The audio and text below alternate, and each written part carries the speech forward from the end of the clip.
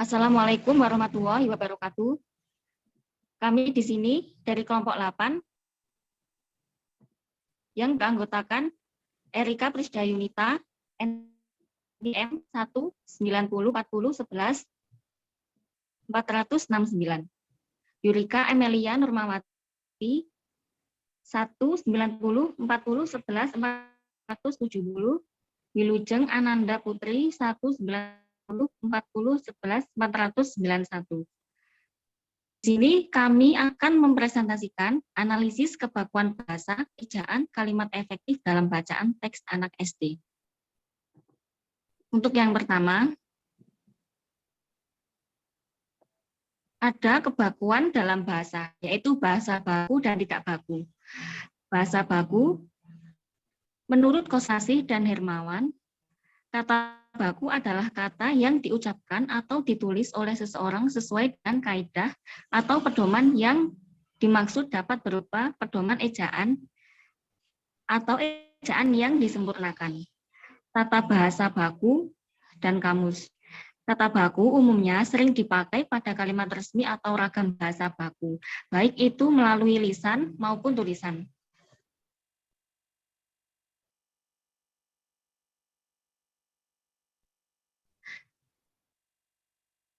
Kata baku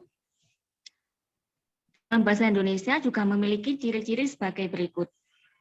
Pertama, baik secara lisan maupun tulisan, kata baku digunakan dalam situasi resmi. Contohnya seperti surat menyurat dinas, perundang-undangan, karangan ilmiah, laporan penelitian, dan lainnya. Ragam bahasa baku tidak diwarnai atau dicampur oleh dialek atau logat tertentu. Kedua, kata baku menggunakan ketentuan-ketentuan yang berlaku dalam pedoman umum ejaan bahasa Indonesia. Ketiga, ragam baku memenuhi fungsi gramatikal seperti subjek, predikat, dan objek seperti eksplisit dan lengkap. Untuk selanjutnya, yaitu bahasa tidak baku. Al-wasilah berpengertian bahwa bahasa tidak baku adalah bentuk bahasa yang bisa memakai kata-kata atau ungkapan, struktur kalimat, ejaan, dan pengucapan yang tidak biasa dipakai oleh mereka yang berpendidikan.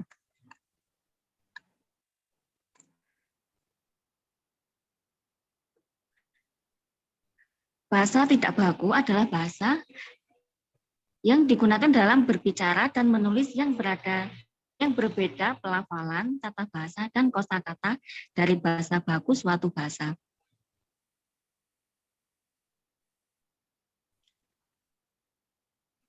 Contoh kata tidak baku dan baku. Kata tidak baku, contohnya rapet. Kata bakunya rapat. Kata tidak baku cuman. Kata bakunya cuma. Kata tidak bakunya duduk. Kata bakunya duduk. Kata tidak baku gubuk. Kata bakunya gubuk.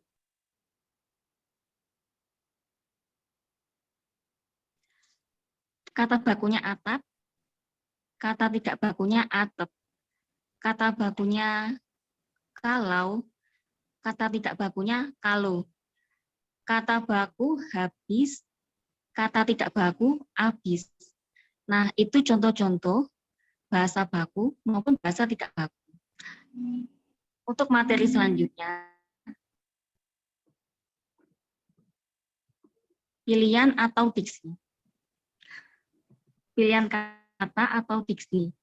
Pilihan kata atau diksi ialah pilihan kata. Maksudnya, kita memilih kata yang tepat dan selaras untuk menyatakan atau mengungkapkan gagasan sehingga memperoleh efek tertentu.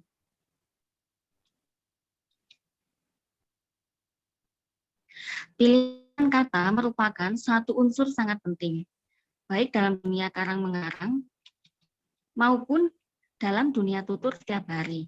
Ada beberapa pengertian diksi, diantaranya adalah membuat pembaca atau pendengar mengerti secara benar dan tidak salah paham terhadap apa yang disampaikan oleh pembicara atau penulis. Untuk mencapai target komunikasi yang efektif, melambangkan gagasan yang diekspresikan secara verbal, membentuk gaya ekspresi gagasan yang tepat, atau sangat resmi, resmi, tidak resmi, sehingga menyenangkan pendengar atau pembaca. Pendapat lain dikemukakan oleh Widya Martaya 1990 yang menjelaskan bahwa diksi atau pilihan kata adalah kemampuan seseorang membedakan secara tepat nuansa-nuansa makna sesuai dengan gagasan yang ingin disampaikannya. Dan kemampuan tersebut hendaknya disesuaikan dengan situasi dan nilai rasa yang dimiliki kelompok. Nah, di sini ada syarat ketepatan diksi atau pilihan kata. Untuk yang pertama, kita harus bisa membedakan secara cermat konotasi dan denotasi.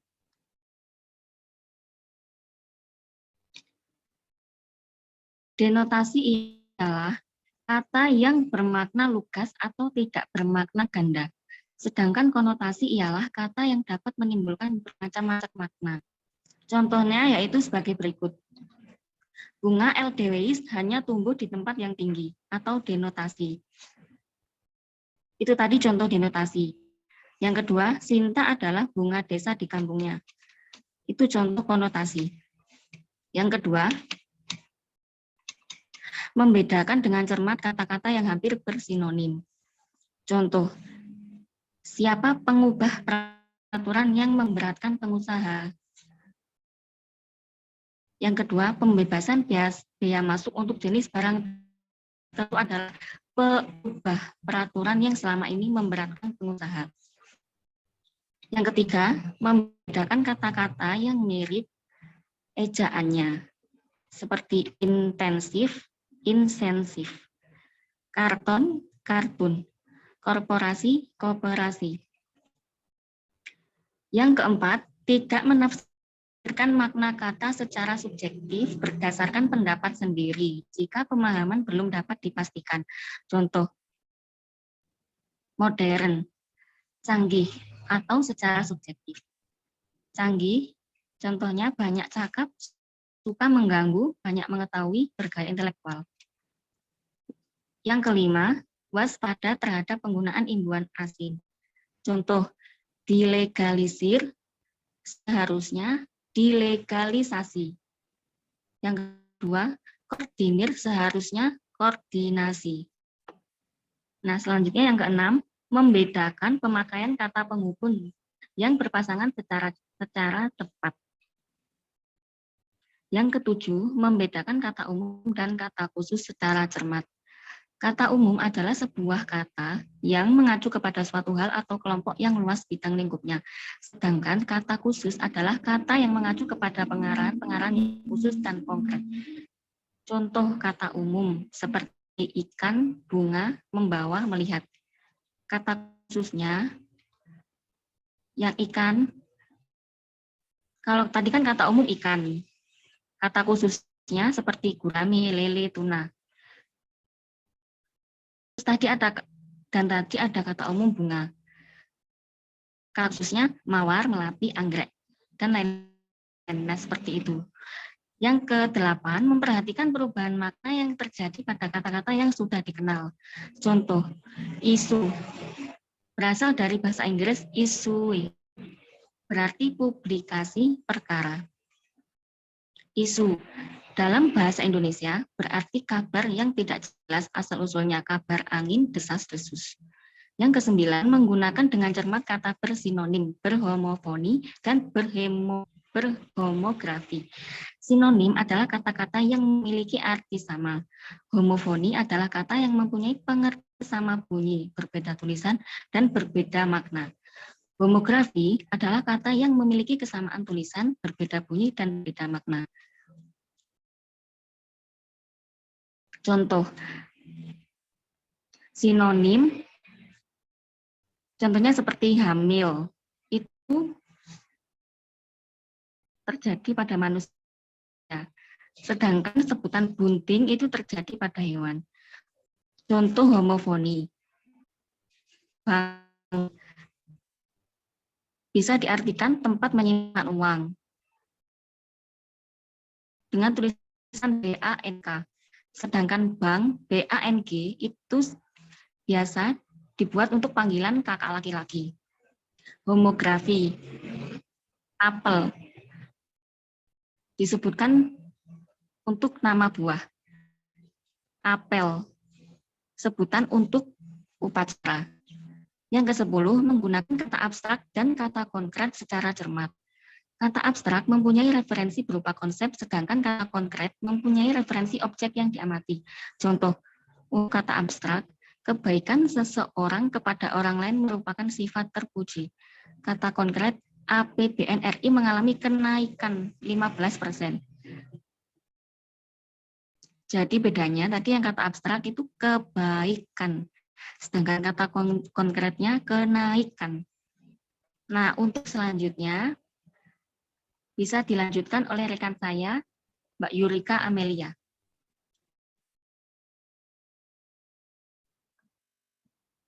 Penerapan ejaan bahasa Indonesia yang disempurnakan dan penggunaan tanda baca.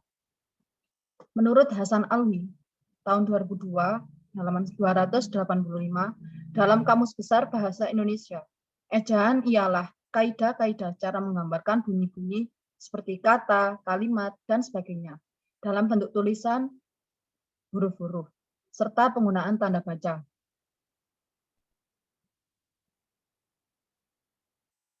Tanda baca adalah simbol yang tidak berhubungan dengan fonem atau suara, atau kata dan frasa pada suatu bahasa, melainkan berperan menunjukkan struktur suatu tulisan dan intonasi serta jeda yang dapat diamati sewaktu pembicaraan.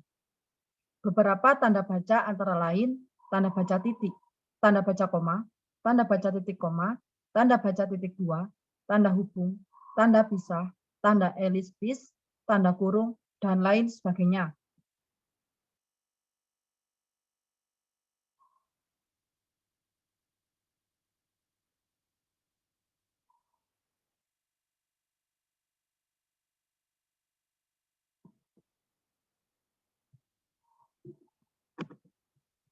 Mohon maaf, berdasarkan berbagai pengertian ejaan dari beberapa ahli bahasa di atas, maka dapat diambil kesimpulan bahwa pengertian ejaan adalah kaidah-kaidah atau keseluruhan peraturan cara menggambarkan interrelasi atau pemisahannya dan penggabungannya antara lambang-lambang bunyi, ujaran suatu bahasa, yaitu kata, kalimat, dan sebagainya, dalam bentuk tulisan atau huruf-huruf, serta penggunaan tanda baca.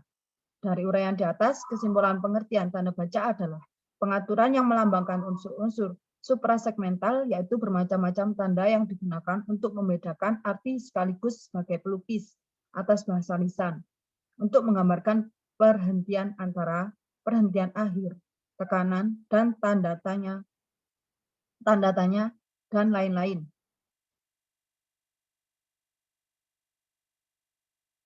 Kemudian, ejaan yang disempurnakan telah disempurnakan dengan hadirnya EYD, Peraturan Menteri Pendidikan Nasional Nomor 46 Tahun 2009.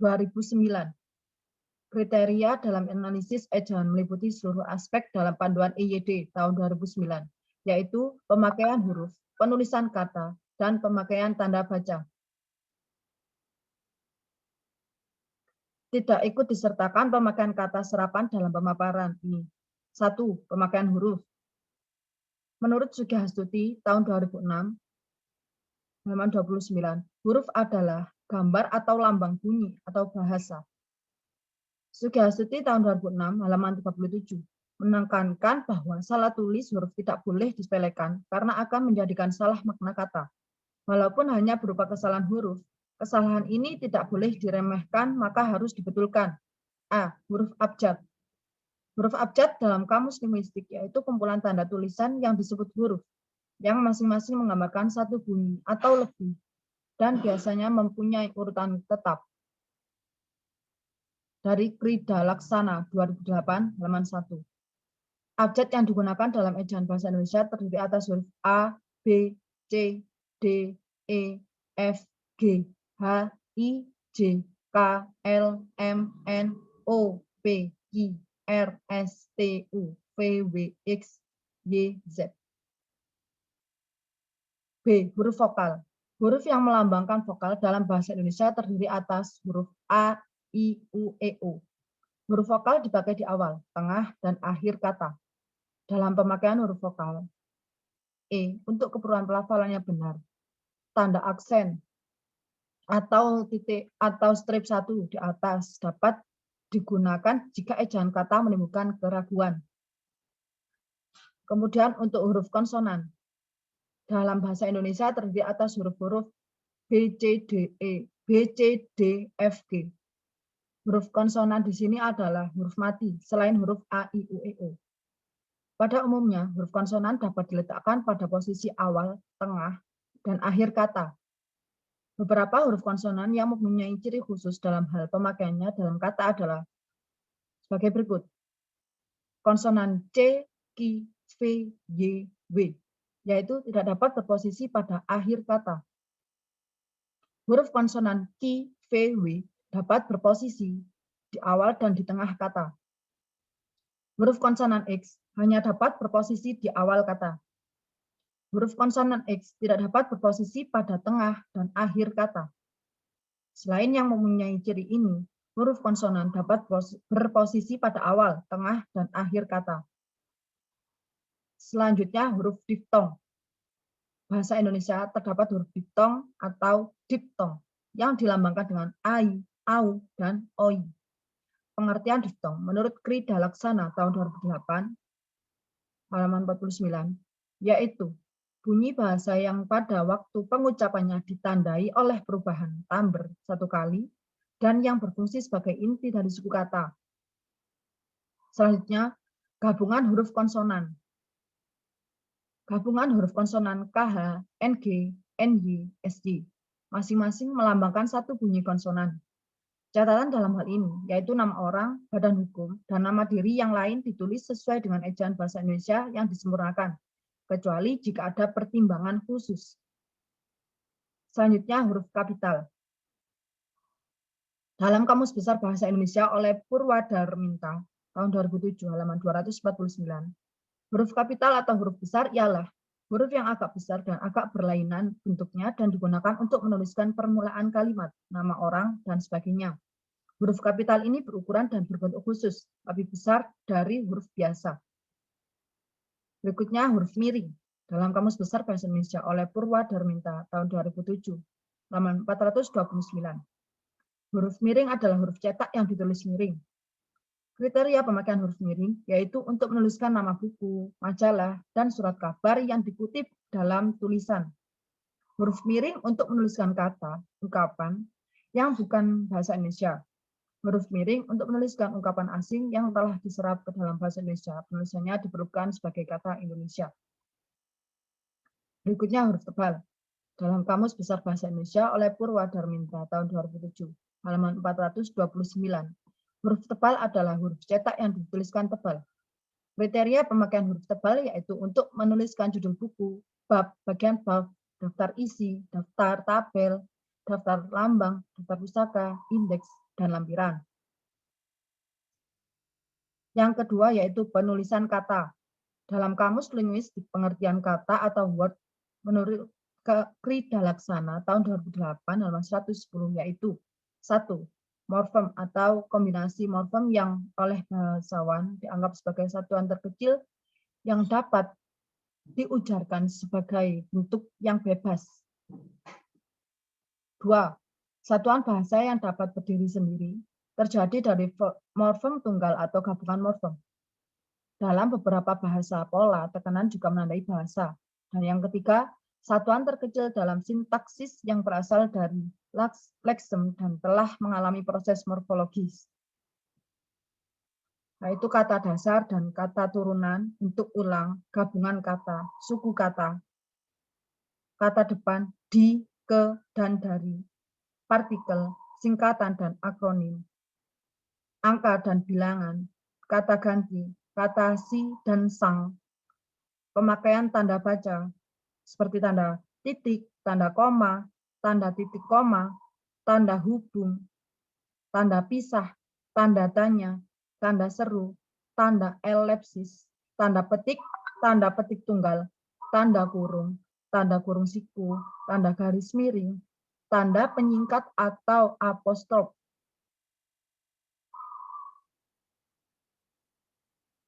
Yang berikutnya ada penggunaan tanda baca. Ada beberapa tanda baca yang dipakai dalam bahasa Indonesia, yaitu 1. Tanda baca titik. Digunakan untuk mengakhiri kalimat yang bukan berupa kalimat tanya atau kalimat seruan. Contoh, saya beragama Islam. Kemudian digunakan untuk memisahkan angka, jam, menit, dan detik yang menunjukkan jangka waktu. Contoh, pukul 01.35.20. Dalam artian pukul 1:35:20. Contoh berikutnya, digunakan di antara nama penulis, judul tulisan yang tidak berakhir dengan tanda tanya dan tanda seru, dan tempat terbit dalam daftar pustaka. Contoh, Lesatariningrum, Dwi.1989. Yang kedua ada tanda baca koma. Digunakan di antara unsur-unsur dalam suatu perincian. Contoh, saya membeli kertas, pena, dan tinta. Yang kedua, digunakan untuk memisahkan kalimat setara apabila kalimat setara berikutnya diawali kata tetapi atau melainkan. Contoh, semua pergi, tetapi dia tidak. 3. Tanda baca titik, 1. Digunakan untuk memisahkan bagian-bagian kalimat yang sejenis atau setara. Contoh, matahari hampir terbenam, titik, sinarnya yang kemerah-merahan, titik, memantul di atas permukaan laut, titik, indah sekali pemandangan ketika itu. Digunakan untuk memisahkan kalimat yang setara di dalam suatu kalimat. Contoh, sore itu kami sekeluarga sibuk dengan pekerjaan masing-masing. Titik. Ayah sedang membaca koran, titik, ibu menjahit baju, titik, saya asyik membersihkan taman di depan rumah. Kemudian ada tanda baca titik 2. Digunakan sesudah kata atau ungkapan yang memerlukan perincian. Berikutnya ada tanda hubung. Digunakan untuk merangkaikan tanda hubung dengan kata berikutnya yang dimulai dengan huruf kapital, ke, dengan angka, angka dengan tanda penghubung an, singkatan berhuruf kapital dengan imbuhan atau kata, dan nama jabatan rangkap. Yang berikutnya ada tanda pisah. Digunakan di antara dua bilangan atau tanggal dengan arti sampai ke atau sampai dengan. Yang berikutnya ada tanda elipsis. Digunakan untuk menunjukkan bahwa dalam suatu kalimat atau naskah ada bagian yang hilang. Kemudian tanda kurung. Digunakan untuk mengapit tambahan keterangan atau penjelasan. Yang berikutnya ada tanda tanya. Digunakan pada akhir kalimat tanya, yakni kalimat yang membutuhkan jawaban. Berikutnya ada tanda seru. Digunakan sesudah ungkapan atau pernyataan yang berupa seruan atau perintah yang menggambarkan kesungguhan, ketidakpercayaan, atau emosi yang kuat. Kemudian tanda kurung siku. Digunakan untuk mengapit keterangan dalam kalimat penjelas yang sudah bertanda kurung. Kemudian tanda petik. Digunakan untuk mengakhiri petikan langsung. Kemudian tanda petik tunggal. Digunakan untuk mengapit makna, terjemahan, dan penjelasan kata atau ungkapan asing. Berikutnya tanda garis miring. Digunakan dalam menulis nomor surat, nomor pada alamat, dan penandaan masa 1 tahun yang terbagi dalam 2 tahun takwim. Dan yang terakhir ada tanda apostrof atau tanda petik 1 di atas. Berfungsi untuk penyingkat suatu kata yang digunakan untuk menunjukkan penghilangan bagian suatu kata atau bagian angka tahun. Berikutnya akan dilanjutkan oleh Mbak Wilujeng Ananda Putri mengenai keefektifan kalimat.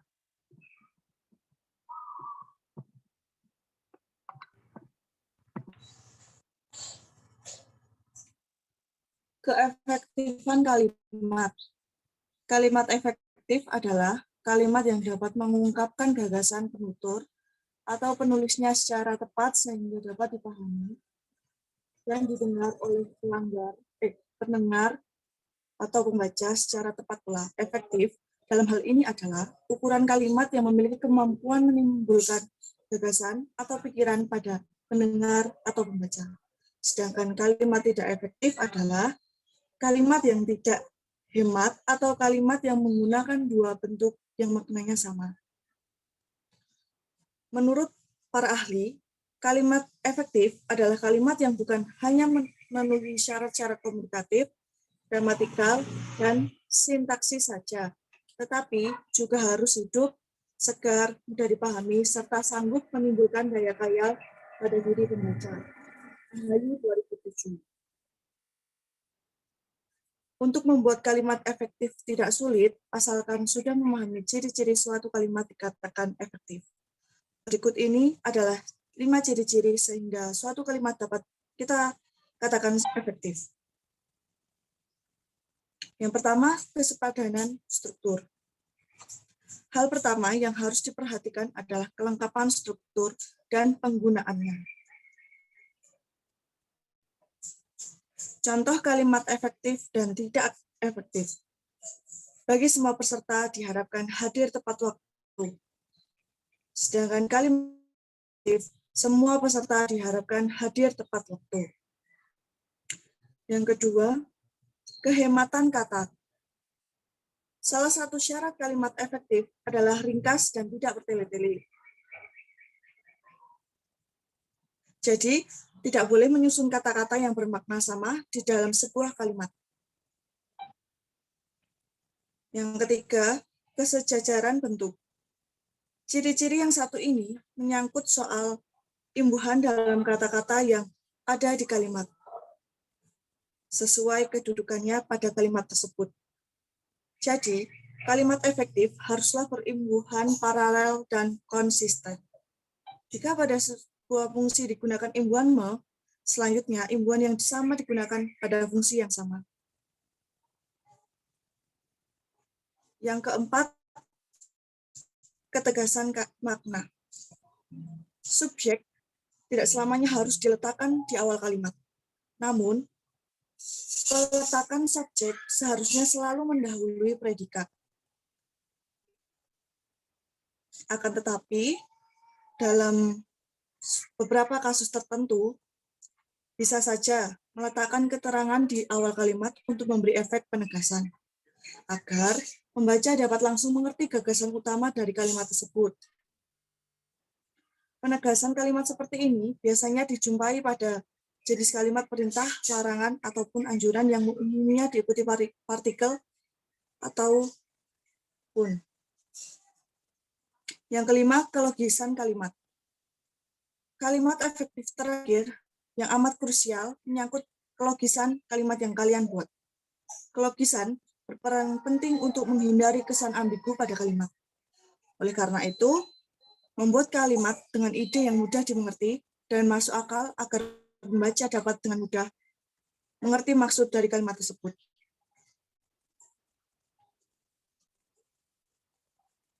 Contoh kalimat efektif dan tidak efektif.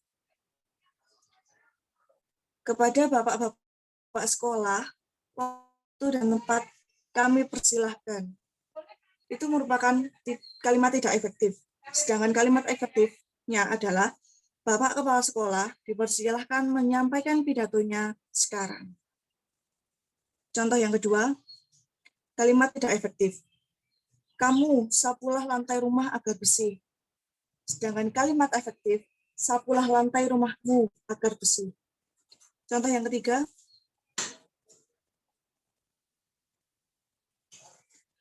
para siswi-siswi sedang mengerjakan soal ujian masuk perguruan tinggi. Sedangkan kalimat efektifnya adalah siswa-siswi sedang mengerjakan soal ujian masuk perguruan tinggi. Materi selanjutnya adalah kohesi dan koherensi dalam teks cerpen, teks prosedur, dan teks lingkungan.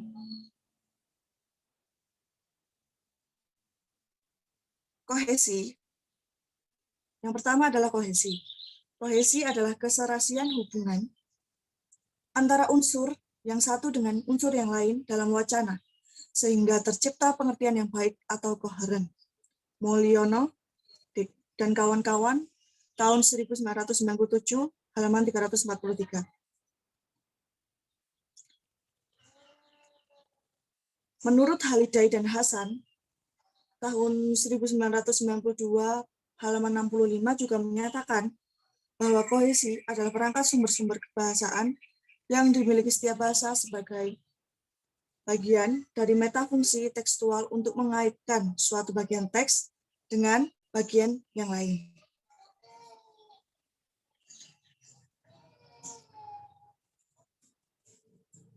Penentu utama untuk menentukan apakah seperangkat kalimat itu merupakan suatu teks sangat bergantung pada hubungan-hubungan kohesif yang ada di dalam dan di antara kalimat-kalimat itu yang dapat membentuk suatu jaringan atau tekstur.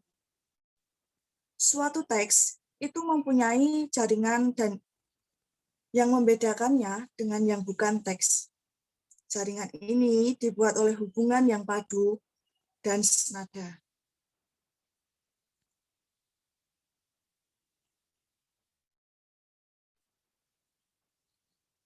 Yang kedua, koherensi.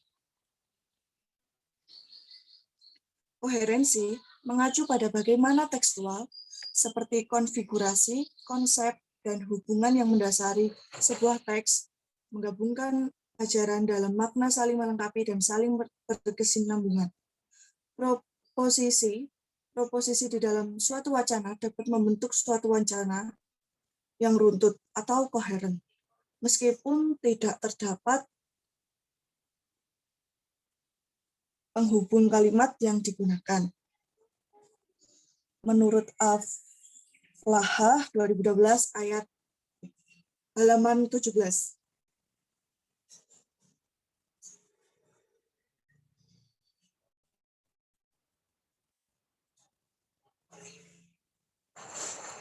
Dari sini dapat kita simpulkan kalimat yang koheren dapat terbentuk meskipun tidak memiliki kohesivitas di dalamnya. Koherensi berfungsi menghubungkan ujaran dalam makna, saling melengkapi dan saling berkesinambungan. Oleh sebab itu, dengan adanya koherensi kalimat terbentuk secara logis dan bermakna secara utuh. Saya kembalikan kepada moderator.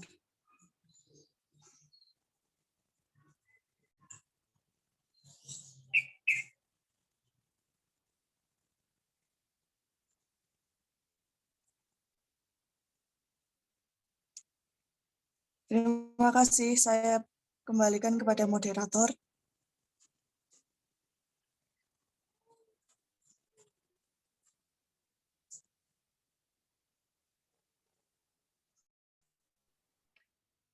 Kepada Mbak Erika dipersilahkan.